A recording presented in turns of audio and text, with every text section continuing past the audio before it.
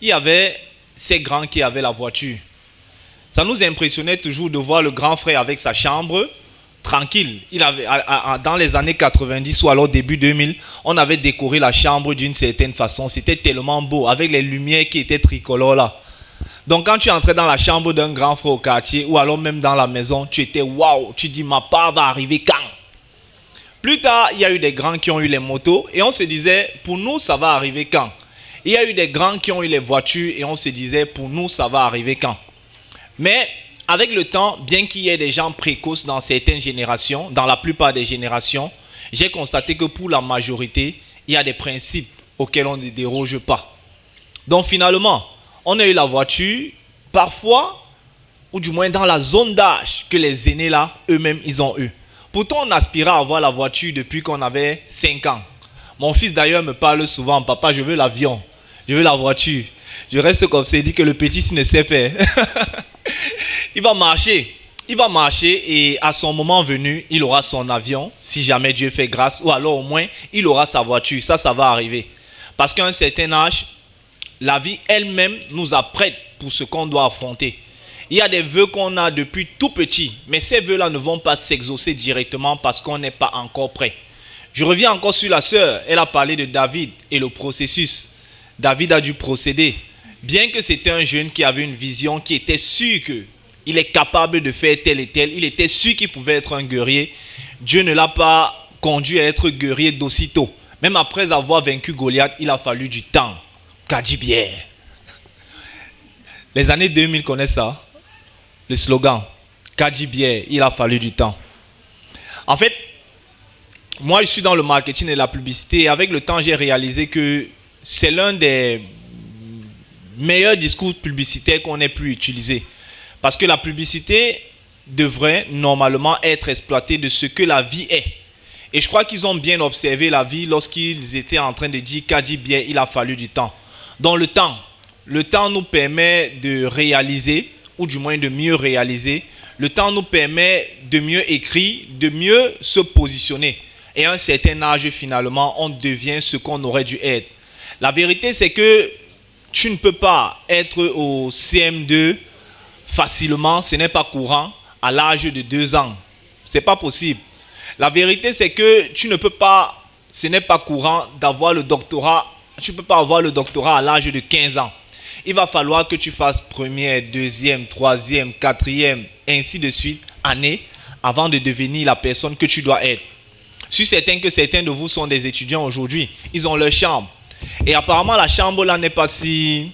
Ça ne fait pas autant plaisir que ça. Je ne sais pas si quelqu'un de vous a le sentiment là. Le sentiment d'avoir voulu quelque chose pendant longtemps. Mais après, quand la chose vient finalement, tu te dis, ah, c'était même quoi? C'est juste que c'est arrivé au temps là où ça devait arriver. Et tu réalises la vie avec la façon dont il fallait réaliser ça. Parce que si tu avais eu ça trop tôt, peut-être tu aurais fait des folies. C'est ce qu'on dit souvent des enfants gâtés. Ils ont eu beaucoup de choses trop tôt. Du coup, ils n'ont pas compris. Ils ont commencé à saccager. Et pour certains, parfois, on doit revenir pour se repositionner. Je me rappelle, moi, quand j'ai eu ma voiture, je pensais que, voilà, c'était un achievement. Mais après, je dis la voiture, je veux une deuxième voiture. Après, tu veux la maison. J'ai parlé à ma petite là, parce que quand on venait, je lui disais, moi j'ai habité dans tout Ange Raphaël si, j'ai loué au moins 3 fois ici, j'ai habité chez les amis, donc je connais bien la zone. Mais je suis quitté d'une chambre quelque part là-bas au Foyer Bamongoum au départ, que je louais à 25 000, à une autre là-bas vers BP Cité que je louais à 35 000, à une autre que je louais à, je pense, 50 000, à un studio que je louais à 65 000, à un appartement que je louais à 150 000, ainsi de suite. Donc, il y a eu un processus. Mais ce à quoi j'aspirais était là depuis. J'insiste beaucoup sur l'introduction de la sœur parce que ça m'a permis de trouver mon ancre. Une autre anecdote. Moi, j'ai grandi à Bonabéry. Et avec ma grand-mère, on partait souvent vendre en route. On appelait ça en route. Elle avait un lieu où elle vendait. Il y avait une maison à Bonamicano. Et la maison là, quand je la voyais, elle était tellement bien construite, avec les cailloux. Donc il a fait les finissures, il a mis les cailloux là, ça donnait de la solidité et une belle allure à la maison. Quand je regardais la maison, je disais toujours que ma part doit être comme ça. Je faisais 4e à l'époque. Et je me rappelle, je devais avoir 11 ans. J'ai pris la feuille. J'ai commencé à chercher les métiers. Je dis, bon, qu'est-ce qui donne l'argent? Comptable, expert comptable, tel. Je commence à faire les planifications. Je dis, bon, là, j'ai 11 ans. Probablement, j'aurai le bac d'ici 15 ans. Je vais faire l'université. À 22 ans, j'aurai tel. Donc, du coup, je peux construire ma maison à 25 ans. J'avais tout planifié. Mais c'est une planification d'enfant. La réalité, c'est autre chose. Parce que quand tu arrives à l'université, le babillard te tape d'abord. Toi-même, tu commences à comprendre que même faire la première année, là, n'est pas facile. Et le gars qui est là, lui, il est arrivé, il a fait première année d'abord 2 fois en sciences éco. Il a laissé l'école. Il est parti faire la vie. C'est-à-dire qu'il allait se débrouiller aussi. Revenir, aller faire les Nièges. Quitter les Nièges, revenir en communication. En communication, le babillard tapé. Il a laissé. Il faisait première année, deuxième année, troisième année en même temps. Et ça a été comme ça pendant des années. Donc voilà comment ce qu'on avait idéalisé étant enfant, peut-être parce qu'on n'a pas été bien guidé, peut-être parce qu'on n'a pas bien compris nous-mêmes, commence à se déconstruire progressivement. Et c'est quand on est dans ces situations-là que la notion d'immigration commence à naître. Je vais revenir au quartier. Il y a une deuxième catégorie de personnes au quartier. En fait, il y en a 3. J'ai parlé d'une première, c'est ceux qui avaient déjà.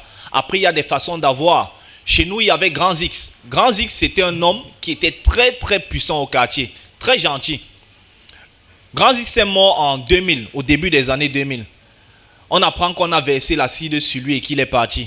Avant de partir, il a laissé à maman Annie, sa femme, une belle maison, bien construite. C'était une femme qui avait une maison en Carabote au départ, on écrasait là-bas. Donc elle écrasait, elle avait le moulinex. Mais avant de partir, il s'est arrangé pour que sa progéniture ait quelque chose. Il a volé, il a gardé et il a fait en sorte que ses enfants et sa femme aient cet héritage. Voilà une façon de réussir. Grand Zix, je ne sais pas ce qu'il a affronté dans la vie pour finalement prendre ce chemin afin de finalement décider de, même s'il meurt, ses enfants vont hériter de quelque chose. Il y avait au quartier les Tchinjé. Tchinjé, c'était un loupard, comme nous connaissons. Quand lui venait au Carrefour, il dit « Je taxe tout le monde. Les Benskiners, tout le monde donne sa part. » Voilà comment il vivait. Et c'était un gars qui avait échoué aussi. Sauf que, dans son environnement, il était comme un demi-dieu au quartier. Il y avait, on l'appelle comment encore? C'était toujours un des loupards, Boban. Boban, c'était un bandit. Il allait à Newbel, il revenait. Il allait à Newbel, il revenait. Mais un jour, sa mère nous a dit, l'enfant, il était très intelligent quand il était petit. Mais qu'est-ce qu'il a changé? Et au milieu de toutes ces personnes-là, il y avait un. Je me souviens, il s'appelait Mohamed. Mohamed n'était pas quelqu'un de très, comment dire, conforme. Il était grand de taille, plus que la majorité des personnes de son âge. Lorsque je faisais la 6e, il était mon aîné peut-être de 5 ans, 7 ans même pas là. Il était au CM2. Et c'est quelqu'un qui avait du mal à s'intégrer.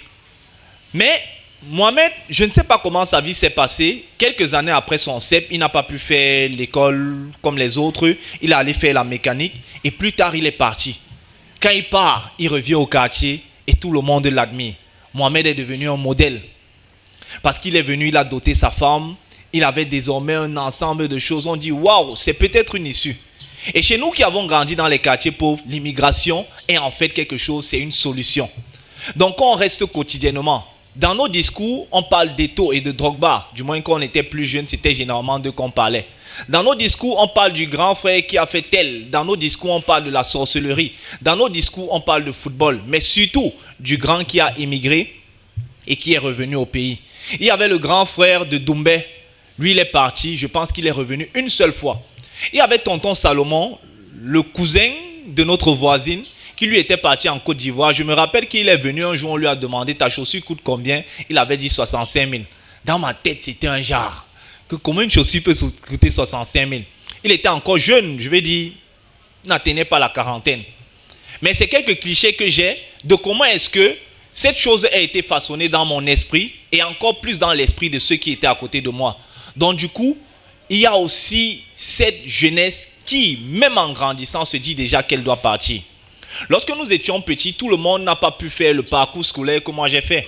J'ai grandi avec des personnes qui, à l'âge de 8 ans, ont abandonné l'école.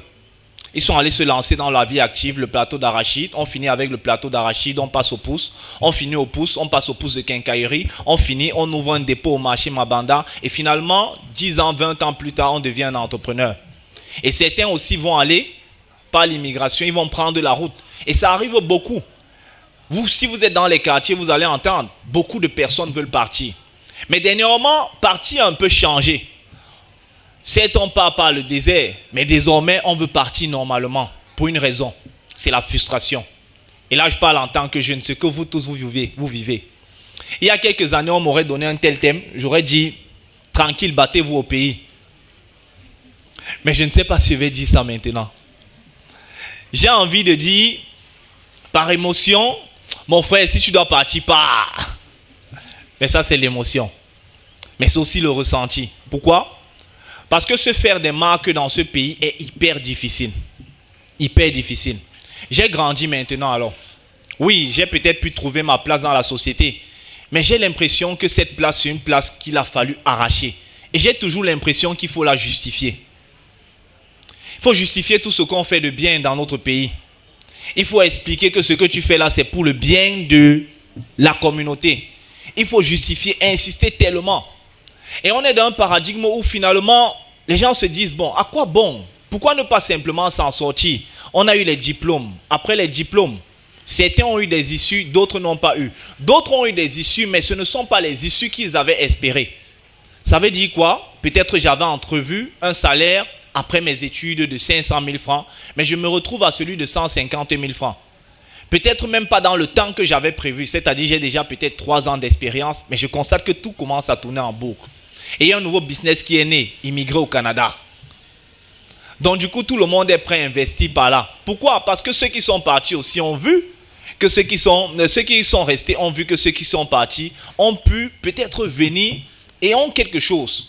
Je regardais les statistiques dernièrement. Le Cameroun n'est pas sanctionné parmi tous les pays qui n'ont plus le droit de visa pour les USA. Pourquoi? Quelqu'un a la réponse? Quelqu'un peut me dire? Pour une raison? Une raison. Donald Trump a sorti une liste de pays dernièrement qui n'ont plus accès évident aux États-Unis. Mais le Cameroun n'en fait pas partie. La raison est simple. Il y a beaucoup d'entrepreneurs africains, camerounais particulièrement, qui se développent aux USA. Maintenant, je vais revenir à l'objectivité. L'Éternel dit à Abraham, va-t'en de la maison de ton père. Va dans le pays que je te montrerai. Ce qu'on doit comprendre, c'est que quoi? Je crois qu'avant de vouloir dire je me déplace, on doit savoir est-ce que Dieu veut qu'on se déplace. Il y a des personnes qui sont amenées à porter non seulement la voix de la nation, à écrire l'histoire de la nation ailleurs. Aujourd'hui, il y a plein d'entrepreneurs qui excellent de ce côté-là. Mais ça ne veut pas dire que celui qui est ici, qui aspire aussi, va partir et ça va marcher. Il y a un grand paradoxe, même lorsqu'on prend la route du désert, il y a ceux qui arrivent comme Francis Ngannou et il y a la majorité qui tombe. À croire que Francis Ngannou, en réalité, n'avait même pas besoin de prendre la route du désert parce que coûte que coûte, il devait y arriver. Les choses sont écrites autrement pour toutes les personnes que nous sommes. Quoi qu'il en soit, le pays devra toujours exister et il faudra toujours bâtir au pays. Mais les gens devront toujours sortir du pays pour aller représenter le pays ailleurs, pour bâtir ailleurs. Parce que je peux être né au Cameroun, mais je ne suis pas destiné à me bâtir au Cameroun. Ça arrive avec de nombreuses personnes. On est d'accord? Lorsque Ruth est sortie, elle n'est plus jamais revenue. Est-ce que Ruth est retournée chez les Moabites? Elle n'est plus jamais retournée. Mais sa destinée s'est accomplie dans le pays où elle était. C'est ce qui est arrivé avec elle. La question fondamentale devrait être à la base, au niveau de l'éducation. Si moi, on m'avait bien orienté dès la base, j'aurais peut-être compris les choses. Peut-être on ne s'est pas posé les questions, ma destinée est où? Je m'en vais où? Qu'est-ce que Dieu a préparé véritablement pour moi dans la vie? Et quelle est la route que je suis censé prendre? Nous grandissons avec la télé. À la télé, comme je l'ai dit dernièrement à une conférence au Québec, la télé nous donne une vision. Du coup, notre vision de la vie est télévisée. Et on veut être téléguidé. On est même téléguidé. Parce qu'on veut aussi avoir le casier. Parce qu'on veut avoir tout ce qu'on voit en Europe. La preuve, c'est que si on n'a pas le iPhone 17, on va faire en sorte que le iPhone 17 nous trouve même ici. Ça veut dire que d'une certaine façon, on part toujours. Mais est-ce qu'on a regardé notre environnement pour savoir ce qu'on doit faire? Et comment est-ce que notre environnement nous a donné les facilités? Maintenant, je vais être structurel. Premier élément, je t'ai dit, essaie de questionner vraiment le Seigneur pour savoir où est-ce que tu dois aller. Et on parle peut-être du fait d'émigrer, mais commençons déjà même par l'exode rural, qui est un phénomène ici. Commençons par la mobilité régionale qu'on a ici. Beaucoup de gens vivent à Douala toute la vie et pensent que Douala est le maximum, alors qu'il y a affaire à Ebolova, à Samilima et autres. Il y a des compétences qui les attendent.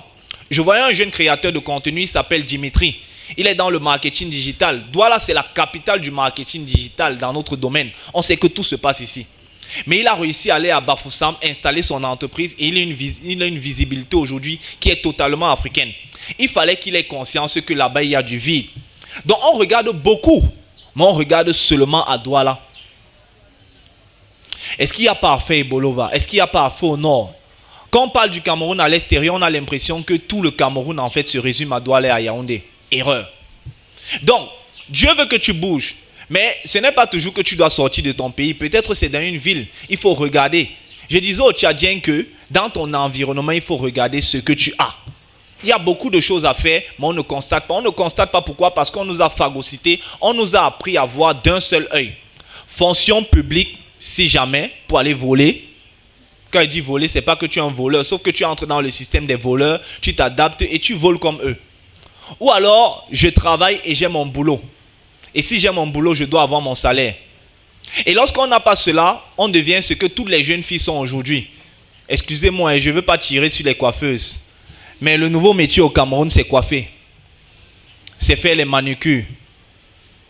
Ça n'apporte rien à la nation. Et je peux vous démontrer comment ça déconstruit, en fait, comment ça déstabilise l'économie et l'avenir des générations futures. Sauf que, on a vécu dans un système où on nous a tellement menti. Et quand on est arrivé face à la réalité, on se dit, si on ne peut pas encore partir du pays, ce qu'on peut faire, c'est que les greffes et autres qui sont importés là, parce que la télé nous a montré, Snapchat nous a montré, ici à Ange Raphaël, elles sont nombreuses, ce sont les nouveaux modèles d'entrepreneurs. Et les jeunes filles veulent réussir comme ça. Sauf qu'à la fin, tout ce qu'on a fait, c'est qu'on a mis les greffes sur votre tête et on a retiré l'intelligence dans vos têtes. À la fin, c'est vous qui êtes les modèles de la société. Et généralement, les modèles de la société qui sont purement cosmétiques.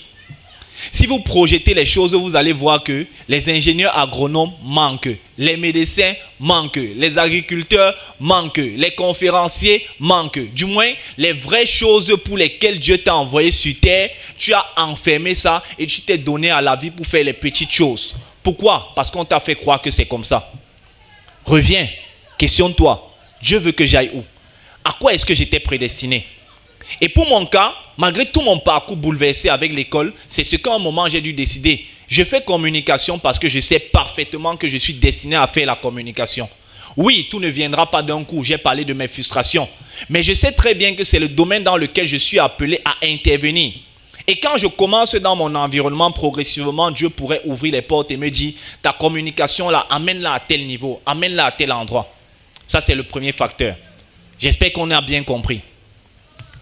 Est-ce qu'on est avec moi? De toute façon, tout le monde est assidu. Mais merci déjà pour votre assiduité. Le deuxième élément maintenant, je t'ai dit, l'immigration n'est pas... Je vais dire, tu peux te déplacer d'une ville à une autre dans ton pays. Deuxième truc, c'est savoir réellement si tu es destiné à partir. Quand tu sais que tu es destiné à partir, il faut savoir pourquoi tu dois partir. Beaucoup de nous vivons encore sous la direction de la chance plutôt que sous la direction de Dieu. Psaume 32, verset 8. Je t'instruirai et je te montrerai la voie que tu dois suivre. Je te conseillerai, j'aurai le regard sur toi. En réalité, les personnes qui sont appelées à accomplir des choses et qui commencent à marcher avec Dieu dans la conscience de ce que Dieu a prévu pour eux, changent de paradigme. Et c'est ce qui n'arrive pas à beaucoup de nous. Dans ce paradigme-là, il y a une notion qu'on appelle la patience. Parce que quoi? Parce que tu peux savoir ce que tu dois faire. Mais Dieu te dit, sors, va d'abord faire ça pendant 10 ans ailleurs. Et quand tu reviendras ici, tu seras plus fort. Tu seras comme un Jacob qui a rencontré son frère Ésaü. Après 10 ans, il revenait non seulement fort, mais il revenait avec une grandeur. Et lorsqu'il rencontre son frère lui dit, mon frère, ça fait longtemps, on ne s'est pas vu. Allons-y, faisons la paix. Aujourd'hui, il y a le Cameroun qui se bâtit à l'extérieur qu'on ne voit pas. Je ne dis pas que tout est parfait. Mais certaines personnes commencent là-bas pour revenir ici. Parce que s'aimer dans ce pays, c'est un peu difficile pour certains, pas pour tous, je le répète. Pendant que toi, tu pleures la situation ici, il y a des personnes. Vous avez vu Tchokos. C'est Tokos ou Tchokos? Voilà. Vous avez vu comment pour lui ça a l'air. Pourtant, ce n'est pas un gars qui a forcément été éduqué tout, mais il a trouvé son filon ici. Avant de partir, si tu dois partir, dis-toi, est-ce que Dieu t'appelle vraiment à t'exécuter ailleurs? Et si Dieu t'appelle à t'exécuter ailleurs, c'est comment? Moi, je crois que Dieu veut nous sauver, souvent quand on sort. Parce que quoi? Il y a des personnes qui, s'ils restent ici, ils peuvent tomber dans un gouffre terrible. Il y a des personnes que c'est seulement d'abord même pour leur famille qui sortent. Ils sortent parce qu'ils doivent avoir un boulot pour venir entretenir la famille, pour s'aimer dans les générations futures, parce qu'il fallait quelque chose. Il y a maintenant des personnes qui sortent parce qu'ils ont besoin d'apprendre pour revenir s'aimer ici. Et je crois qu'il y aura un temps, une sorte d'odyssée, où certaines personnes reviendront. On a vu certaines personnes commencer. C'est bien de briller, de se dire qu'on va partir, mais ce n'est pas une garantie que si on part, on va briller. Il faut bien questionner, est-ce que là où je pars, je vais véritablement réussir à effectuer ou bien à avoir de l'impact? Jusqu'ici, on est bon. Est-ce qu'on est bon? Donc, c'est bien de vouloir sortir du pays. Il y a les gars qui sont en train de faire les papiers pour le Canada actuellement. Il y en a, dites la vérité. Dites la vérité, il n'y en a pas. Et il y a des gens qui sont en train de faire les papiers pour les États-Unis. Mais bon, ce n'est pas mauvais en soi, vous comprenez. Mais après, Dieu vous oriente.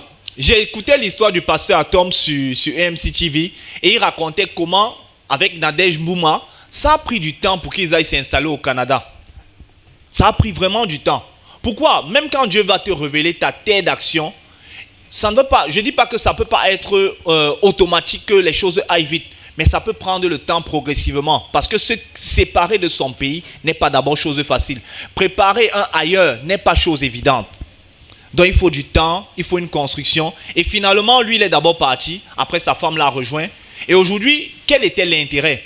Quand on voit l'impact qu'il a aujourd'hui avec son ministère, je ne dis pas que, je ne suis pas sûr qu'au Congo, il aurait le même impact. Mais Tite, aujourd'hui, il avait peut-être besoin d'une équipe de production qui allait être, comment dire, bien assignée pour développer les concepts que lui, il avait à développer. Sauf que Dieu avait déjà donné la provision à EMC TV pour leur dire que préparez le terrain d'avance pour que mon fils pasteur Atoms arrive là-bas et lui va enseigner à travers l'arche que vous êtes en train de construire. Donc, les raisons doivent aussi être de qu'est-ce que Dieu veut faire de moi? Où est-ce qu'il m'amène? C'est bien pour ma famille, mais moi-même, c'est censé faire quoi? Et vu que j'arrive vers la fin, j'ai encore combien de minutes? On a dit qu'on ne dépasse pas 30. Il n'y a pas un timekeeper. Le temps de demander j'ai combien de minutes vient de me prendre 1 minute. Combien? Ok, c'est bon. Donc, savoir pourquoi tu es en train d'immigrer. Et troisièmement, accomplir à travers ton immigration. Si j'ai toujours du mal à dire, bref, accomplir à travers ton déplacement, disons comme ça. Parce qu'on ne se déplace pas pour rien. Moi, je pense que si on se déplace, c'est qu'il y a véritablement un calendrier. On est dans un pays très corsé. Je me pose des questions. Hein.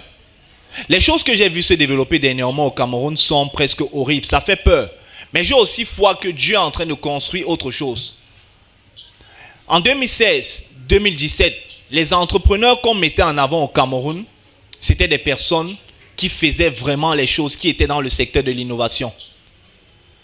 À partir de 2022, c'est comme s'il y a un vent qui a soufflé et c'est devenu du n'importe quoi. Permettez-moi l'expression. Aujourd'hui, les entrepreneurs modèles deviennent de plus en plus, permettez-moi encore l'expression, les vendeuses de piments. Ça devient des filles même qui sont parties, elles ont vendu leur corps, elles sont revenues, elles ont ouvert les salons de coiffure. La deuxième chose qui gangrène le plus le Cameroun en termes d'entrepreneuriat ou en termes d'initiative, après l'alcool, après les bars, aujourd'hui, ce sont les salons de coiffure et les espaces de cosmétiques. Vous n'êtes pas peut-être en train de constater, mais ce sont les modèles qui sont en train d'être peints. Dites-vous que les jeunes filles sont en train d'apprendre par là et c'est ce qu'elles risquent de devenir. Maintenant, demandez-vous si on s'investit totalement dans cela. C'est pourquoi vous voyez de plus en plus, il y a un écart sur ce qui est régulation, sur ce qui est surveillance, sur ce qui est attention normale. C'est pourquoi vous voyez, quelqu'un peut venir, elle fait sa chanson Tchakala VIP, tout le monde l'a validé. Parce qu'on a laissé d'abord ceux qui la valident émerger en société. Et pour ça, il faut quoi? Il faut que les gens comprennent là où ils sont en train d'aller, ce qu'ils ont à faire, comment est-ce qu'ils doivent créer l'impact. Certains ont besoin de sortir pour aller créer cet impact-là. Certains ont besoin de commencer ailleurs et ramener cet impact ici. C'est pourquoi vous voyez certaines personnes ici, malgré le fait qu'ils aient la volonté, ils aient tout, c'est difficile. Parce qu'on a pris des personnes, en fait, il y a un mauvais vent qui veut que quoi? Qui veut que la destruction commence par les modèles.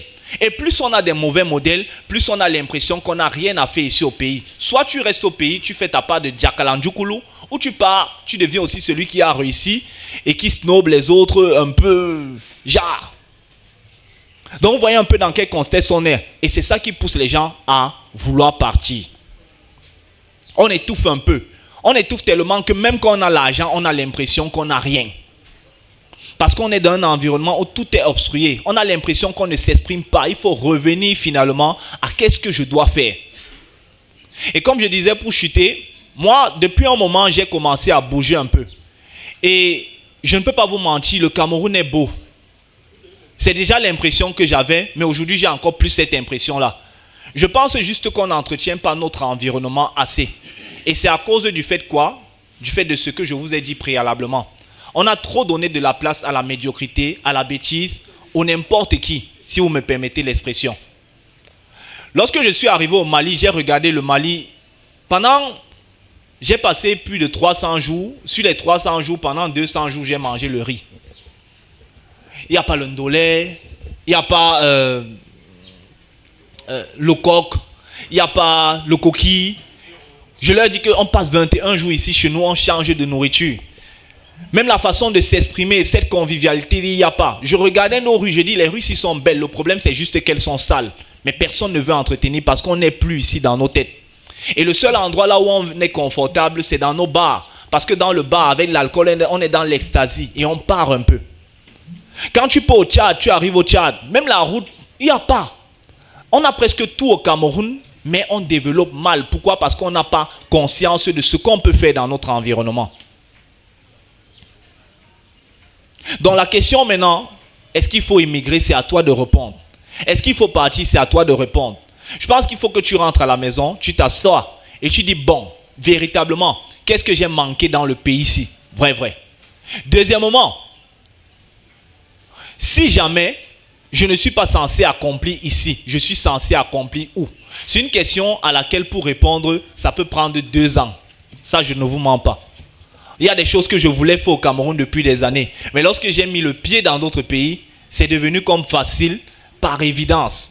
Cette année, j'ai lancé un média au Mali. J'ai fait un événement magnifique. Des choses que je veux faire depuis ici, mais j'ai l'impression qu'on me résiste. Et il y a des questions aussi très très profondes qui sont liées à la spiritualité, qui sont autour de ça. La troisième question maintenant, c'est que comment je vais faire pour créer de l'impact, peu importe là où je suis, que ce soit ici ou ailleurs. Et l'impact peut être mesuré en fonction de ce que tu as d'abord comme substance. Je suis ici. Ok, Dieu m'a dit reste ici. Est-ce que c'est moi qui vais changer tout le pays? Peut-être non. Mais est-ce que dans mon quartier, l'environnement, si je peux avoir un impact sur cet environnement, il faut que je le fasse bien. Est-ce que dans mon emploi, je peux avoir un impact positif? Il faut que je le fasse bien. Parce que si dans la fonction publique, par exemple, tout le monde savait ce qu'il avait à faire et faisait bien ce qu'il avait à faire, on ne serait pas en train de se plaindre autant. Parce que chacun à son poste assume bien son poste. Je vais m'arrêter là. Merci beaucoup. Merci à Alain Youdje.